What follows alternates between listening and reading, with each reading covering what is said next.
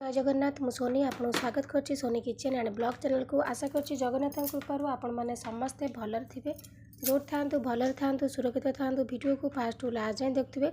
यदि पसंद आसला गोटे लाइक करेंगे, फ्रेंड सहित शेयर करेंगे और चैनल जब नुआ अच्छा चैनल गोटे सब्सक्राइब करने।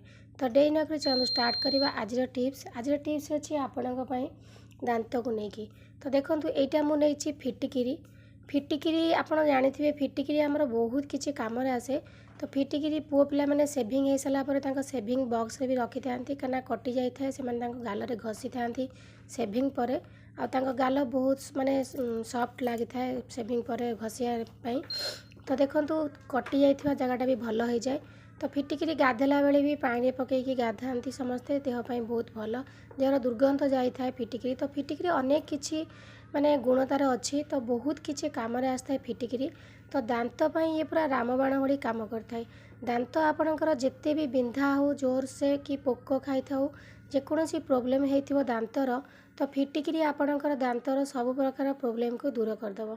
तो देखो ये फिटिकिरी की प्रथम आम टिके भल भाव में गुंड करना। जमती आम दांत घसती पूरा चिक्कण गुंड करेंगे जमती आप घसी पारे ब्रश रे। तो देखो मुझे देखी नौ बर्तमान फिटिकिरी की आम गुंड करना पूरा। तो देखो मत ये जी दरकार अच्छी गोटे थर ब्रश कला भाई मुझे फिटिकिरी गुंड नहीं जाइए। आपन जदि बेसी दरकार अच्छी आप गुंड प्रस्तुत कर रखिपारे। तो देखो गोटे थर यहाँ ब्रश आराम से कर।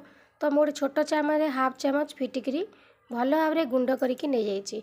फिटिकिरी आपणकर दांत मूल जो सफा हलदिया पड़ जाए सफा कर दांत पोक खाई बिंधा होते बंद करदेव। बिंधा बंद कर सहित आपणकर जो पाटी दुर्गंध हुए कथा कहला बेले लोकों पाखे बस लोक मैंने घृणा करता पाटी जनकर बहुत गंध होता है। तो से आपड़ ये फिटिकिरीटा को यही भाव में प्रस्तुत कर दांत घसतु। देखिए आपणकर दांत पोक खिया बंद हम ता सहित हलदिया पड़ जाए दांत पूरा सफा हो दांत बिंधा बिल्कुल हेनी। तो देखो ये फिटिकिरी गुंड सहित ये आम आउ गोटे जिनस मिसई नवा। फिटिकिरी सहित ये मुझे नहीं जाऊँगी सैंधव लवण। आपड़ जी फिटिकिरी गुंड ने से नहीं जाए सैंधव लवण। तो लुण आउ फिटिकिरी गुंड को भल भाव में मिसई नियंतु।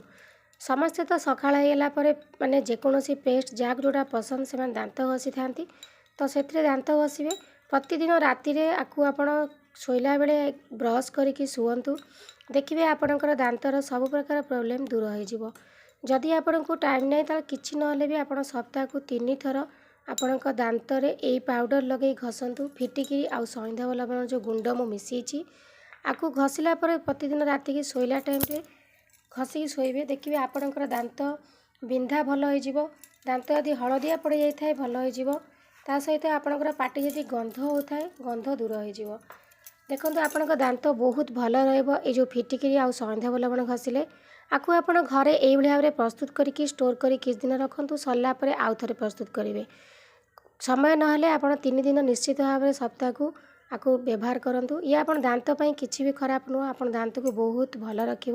तो ब्रश रे यही भाव में ए गुंड को नहीं जाए नहीं सारापर खाई सारिकी प्रतिदिन ब्रश करके शुअतु। तो आशा करछि आज भिडियो आपको पसंद आसथिबो। जदि पसंद आसता गोटे लाइक करेंगे, फ्रेंड सहित शेयर करेंगे आउ चैनल जदि नुआ अच्छा चैनल गोटे सब्सक्राइब करने। तो आज मुझे विदाय नौ पुणी देखा आपण सहित नेक्स्ट वीडियो रे। से पर्यंत रोची नमस्कार। जय जगन्नाथ।